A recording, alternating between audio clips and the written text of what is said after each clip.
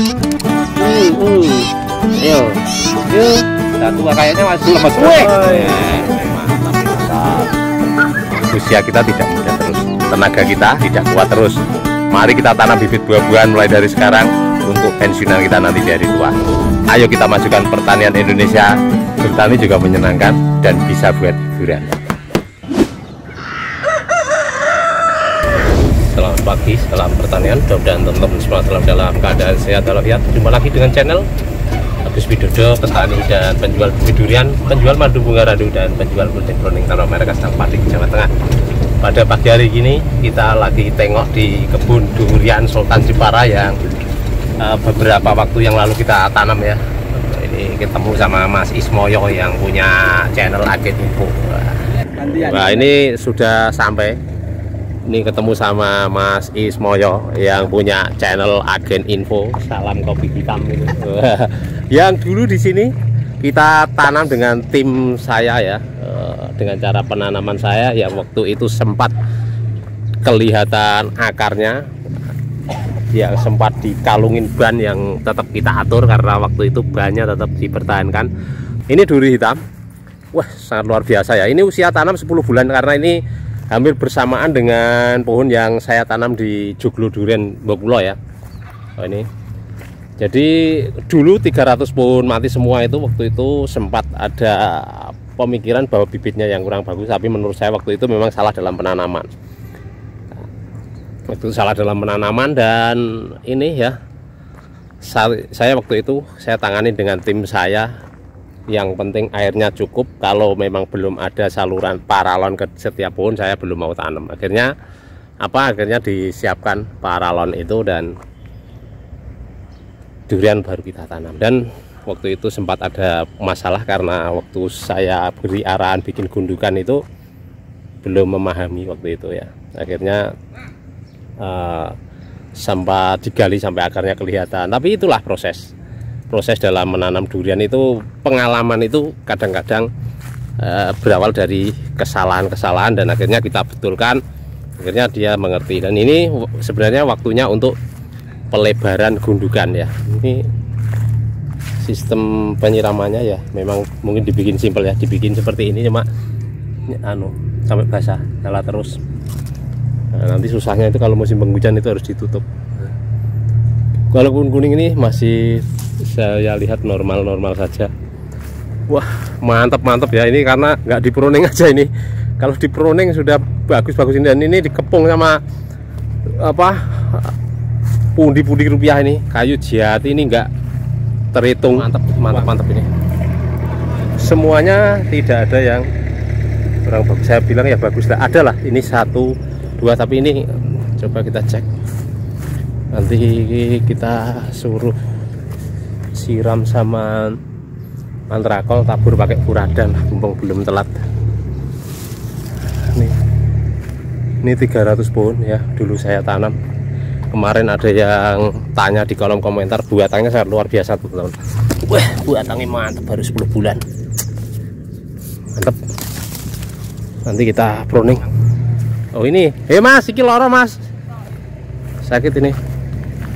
Nanti digeser, sedikit digaruk ke tepi. Ini bekasnya sudah sembuh sih sebenarnya ya. Cuma ini pasti ada di sini ke kubur nih. Nanti kita atur, sembuh lah nanti. Ini karena masih terubus. Hampir semuanya masih tumbuh dengan luar biasa. Kayu jatinya tambah mantap segini banyak. Nah ini loh diajarin pruning sama Bang Radi. Ini masih Ismoyo.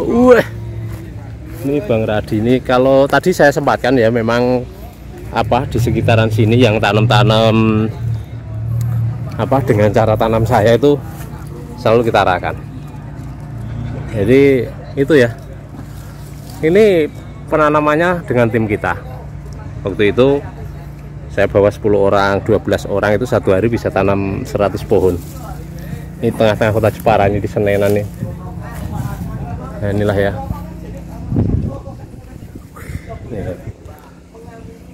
Jadi semuanya tumbuh bagus.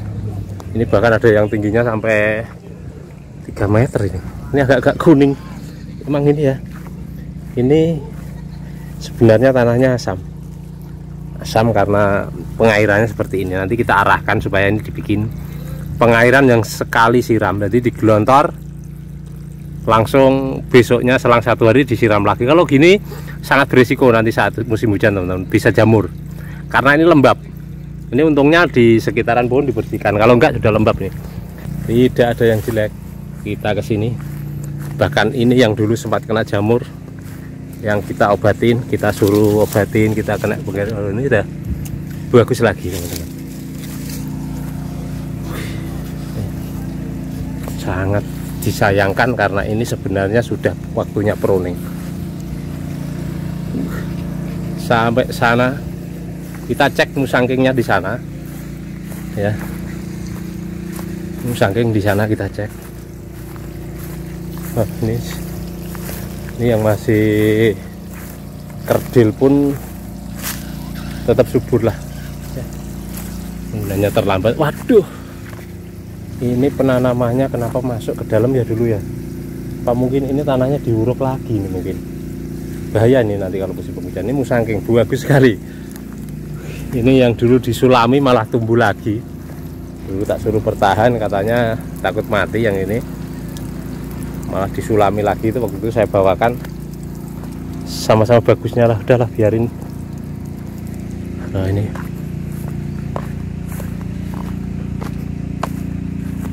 musangkingnya, semuanya tumbuh dengan bagus teman-teman. Mantap-mantap ini sampai sana. Hamparan kayu jati 2 hektar. Uang berapa itu? Oh ini, ini tingginya sudah 2,5 meter. Nah, ini bagus-bagus semua teman-teman. Bagus-bagus semua ini. Oh ya, bisa dilihat ya, nggak ada yang jelek. Jadi bukan kita yang ahli, bukan bibit kita yang super, tapi memang itu tadi karena sudah terbiasa menanam pohon durian, jadi kita sudah yakin saja lah kalau penanaman dengan cara saya itu aman, karena saya memakai cara-cara yang lain itu ternyata di situ banyak gagal, tapi dengan cara yang ini itu kebanyakan berhasil teman-teman. Ini sayang sekali ya, itu drumnya yang melingkar masih. Ini takutnya nanti di musim penghujan itu bahaya di musim hujan, karena ini jatuhnya nanti ini malah di bawah permukaan tanah, karena ini diuruk lagi bekasnya ya, di bawah permukaan tanah. Yang di sana itu ada musangking, yang sini banyak kan musangking teman-teman, dan musangkingnya juga bagus semua. Ini loh, masih dilingkari dream kayak gini. Batangnya sudah segini teman-teman, batangnya sudah segini, mantap sekali nih. Mantap sekali ini. Oh, ini semuanya bagus. 300 pohon tidak ada yang, ya ada 1-2 tapi nggak sampai parah teman-teman. Ini loh.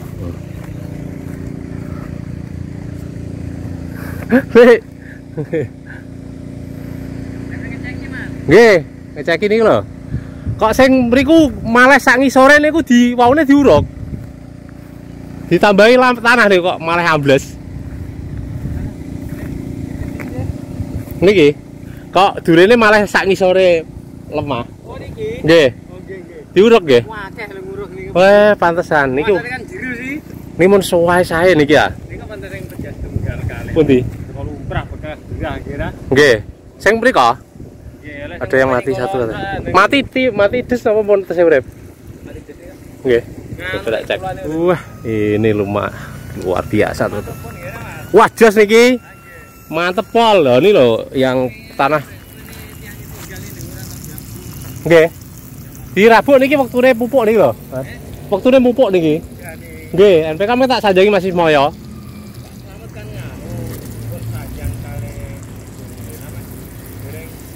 Nggih, mungkin tak sanjangane. Belum enggak dipupuk ya, karena ya anu ya teman-teman, yang pemilik ini Pak Jumadi itu meninggal kemarin pas lagi musim Covid itu. Jadi mudah-mudahan diterima amal kebaikannya, diampuni semua dosa saja. dan ditempatkan di surganya Allah Subhanahu wa taala. Amin. Di yang kerawat sekarang itu tadi Mas Ismoyo, dan memang ini ya teman-teman, nggak di pruning, jadi rapat banget. Takutnya nanti kalau berkepanjangan sudah bagus-bagus kayak gini, nanti musim penghujan, itu musim penghujan dan tergenang air bisa sayang banget, karena ini sudah bagus sekali ya. Ini loh mati teman-teman, mati satu. Kalau tadi bilang saya balik bawakan ganti,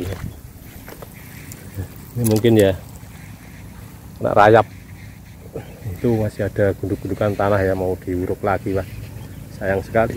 Itu di sana itu OC-nya bagus-bagus semua. Oh ya, super mantap ini, super mantap.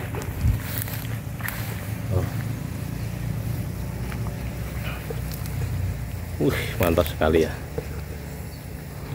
Ini Mas Ismoyonya ke sini. Jos ini Mas. Hei Mas, iku kok ana sing diuruk sak ngisore, sampeyan hati-hati ya Mas. Eman-eman ya. Oh, iya, Pak. Niku riyen niku ampun nggih. Banyune, wah iki nganu Mas, gundukane wayahe ngambakno. Ya. Mungkin nek ana pacul engko diwarai siji, Bang. Bang Radi biar nggak apa-apa lah, kasih contoh satu lah, Bang. Mantap. Mantap ini loh, nanti kalau pengen tahu perkembangannya kebun ini selanjutnya itu bisa di channel YouTube Agen Info Mas Ismoyo. Ini Mas, nanti ini loh, Bang Radi tadi udah ngajarin pruning ini untuk musangkingnya. Saya coba masuk ke dalam. Iya. Nah, ini kita bantu pruning yang musangking ini juga rapat banget.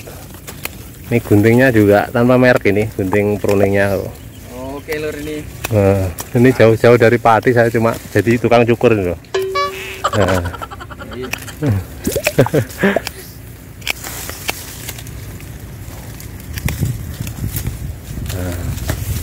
Jadi kalau kita pruning musangking itu beda dengan duri hitam ya. Dengan bawor dan duri hitam. Kalau mungkin bawor ini ranting bisa dibersihkan, tapi kalau musangking cukup ranting-ranting yang kurang bagus, ranting yang besar disisakan, karena memang cenderung durian musangking itu percabangannya seperti beringin, jadi melebar ya, melebar. Kalau bawor cenderung seperti cemara. Dan bisa dilihat ngapain bagus ya, langsung potongin semua ini batang-batang musangkingnya. Waduh, ini lebih beres daripada Bang Radi yang tadi. Ini tetap terarah Mas. Tetap terarah. Tetap terarah ya. Jadi lebih ganas dari Bang Radi ini. Ini musangking, jadi ranting-ranting sedikit kita sisakan.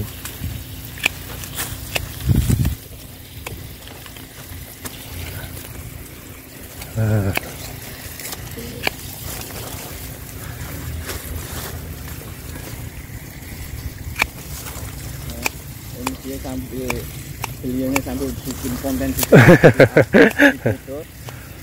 Iya tuh. Ini lebih kejam dari Bang Radi tadi. Ini ya teman-teman, jadi harus di pruning ya tanaman itu.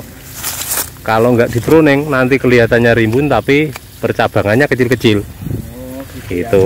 Ini sinar nanti percabangannya itu rimbun tapi batangnya kecil. Dari luaran kelihatan rimbun tapi nanti batangnya nggak kokoh. Oke, akibatnya apa Pak? Akibatnya nanti saat waktunya berbuah dia berbunganya di cabang-cabang kecil dan akhirnya di ranting-ranting kecil, kemungkinan untuk jadi buah juga sedikit. Kalau toh jadi buah kualitasnya juga kurang bagus. Oh begitu ya lor ya. Oh gitu ya. Ini harus sinar matahari masuk. Percabangan cepat kokoh dan besar.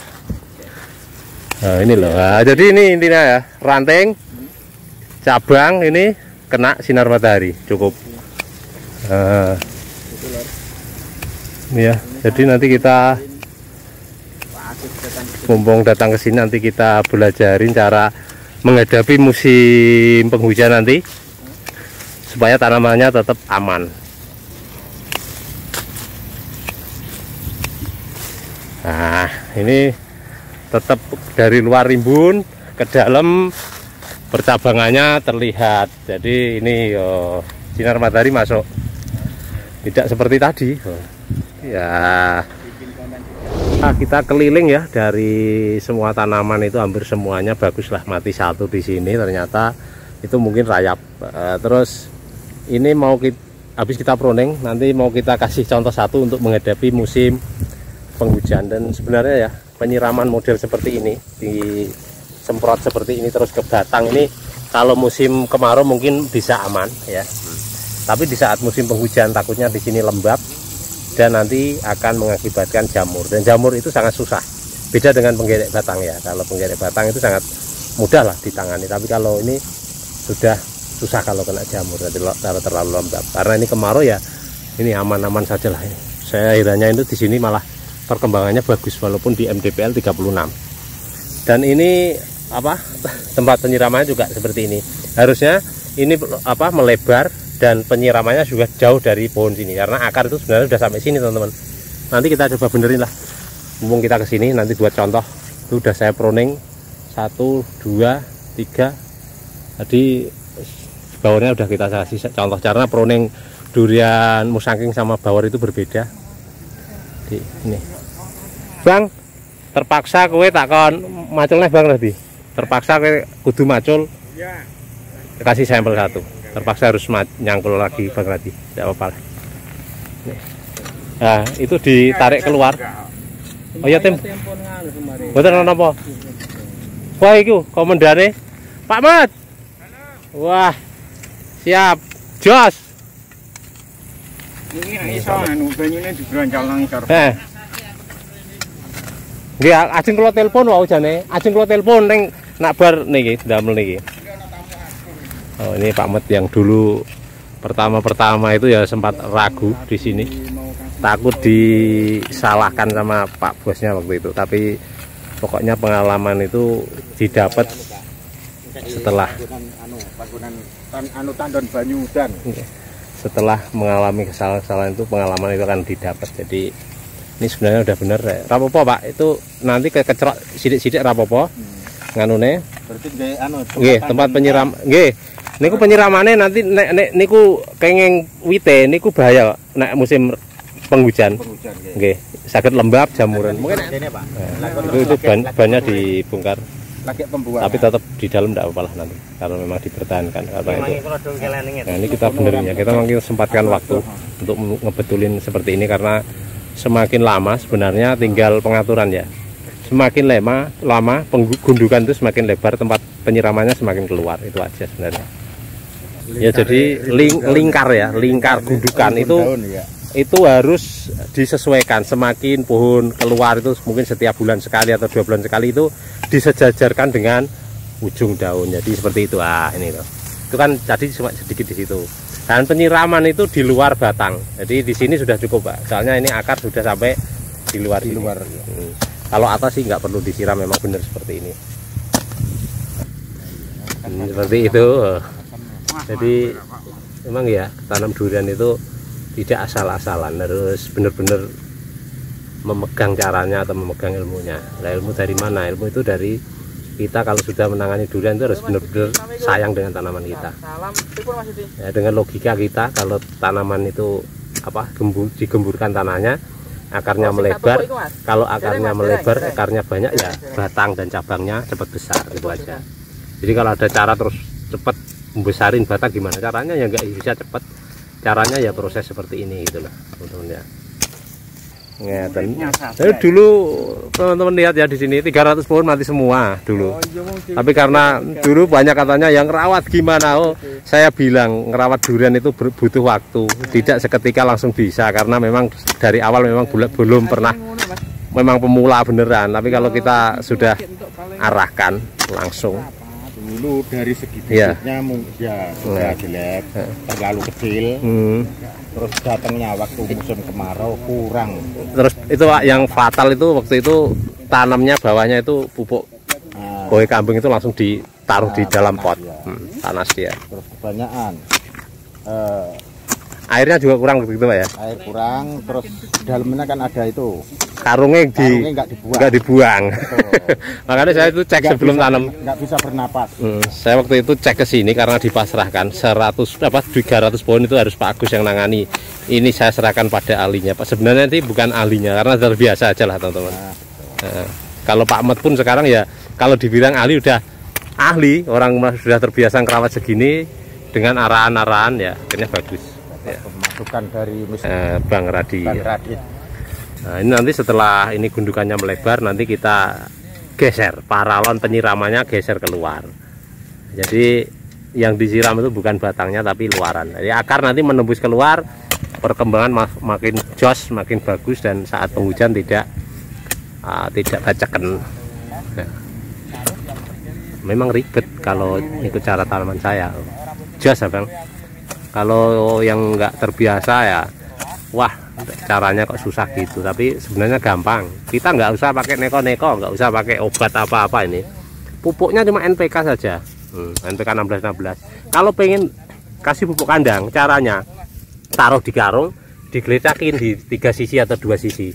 Itu aja cukup. Jangan sampai nggak usah dikubur-kubur sampai banyak ya. Nanti takutnya kalau sudah terbiasa sih nggak masalah. Yang sudah tahu ilmunya. Tapi kalau rata-rata pemula kita kasih tahu seperti itu, takutnya pupuk kurang fermentasi atau tetap banyak masalah. Ya makanya saya cari aman saja. Kalau memang pakai pupuk kandang, ditaruh di sini loh, dalam karung digeletakin 3 sisi. Biarkan terurai dengan sendiri. Atau kalau ada bak penampungan air, taruh beberapa karung di dalam bak penampungan air dan airnya buat nyiram, itu malah aman. Tapi kalau dikecrok, dicampur, dikubur sangat berbahaya teman-teman. Kalau nggak sebentar-sebentar dikasih puradan. Ini MDPL 36. MDPL nya hanya 36. Jadi kalau ada yang bilang kalau MDPL kurang dari 100 tanaman kurang bagus, itu sudah kita tepis ya, itu mitos. Tapi yang paling berpengaruh memang tanah. Walaupun di MDPL 20 kalau tanahnya merah itu masih aman. Tapi kalau tanahnya lempung tanah liat banget dan campur pasir di tepi dekat laut memang sangat berisiko. Soalnya apa? Soalnya kalau durian itu kalau tanahnya berair lempung itu memang agak susah. Harus cara tanamnya harus beda. Cara tanamnya harus kita tambahkan sekam cukup banyak, mungkin sekam bakar yang cukup agak banyak gitu teman-teman. Jadi kalau tanahnya masih merah ya masih aman lah. Tapi kadang-kadang saya juga nggak sedikit menolak pemesanan bibit, walaupun saya pedagang bibit itu sampai beli 100 sampai 200 sampai 300. Begitu kita minta foto lahannya, kalau ternyata di situ lahannya itu lahan persawahan balong sangat berair, ya akhirnya saya putuskan jangan tanam durian di situ kalau belum dibikin parit-parit dalam gitu. Memang kita tolak, kita tidak semata-mata untuk memikirkan diri kita sendiri ya, karena durian itu bibitnya sangat mahal. Kalau kita sampai ngawur itu kasihan yang beli. Kalau toh mati karena tidak dirawat itu kesalahan, bukan kesalahan kita. Tapi kalau dari awal kita tahu bahwa di situ kok nantinya ditanamin durian itu akan mati, kok kita jualan bibit sama itu orang itu, ya kita salah teman-teman. Jangan kok semua bisa, kalau memang nggak bisa ya nggak bisa. Nah ini digeser, caranya seperti itu, digeser. Yes, nah bisa sekiat Pak. Iko Pak dure. Iko apa? Nganu nih. Nah, ini kalau Pak. Ngobrol lagi gitu. Nah, digeser. Nah, digeser sih. Nah, itu cukup situ. Nanti kalau bisa lebih luar lagi Pak Mat. Ini ya. Diangkat, ternyata akarnya jubel di dalam ban. Sawuri sih Bang. Ben terangkat ya Pak, enggak Pak? Terangkat lah. Pak. Enggak perlu kok tak gak lewat. Iya. Jadi akarnya malah jubel di dalam ban. Ini bannya kita angkat ya. Ini kita saurin tanah. Buru kok kayu ini kok isik Mas marai rayap iki. Nanti ya sok juga kabeh Pak. Ubah ngeten iki Pak nggih. Nggih. Ngumpul semua ini. Oh. Mas Ismoyo sama Pak Slamet. Terima kasih. Mudah-mudahan teman-teman semua dalam keadaan sehat walafiat. Salam pertanian dan sukses buat semuanya. Amin.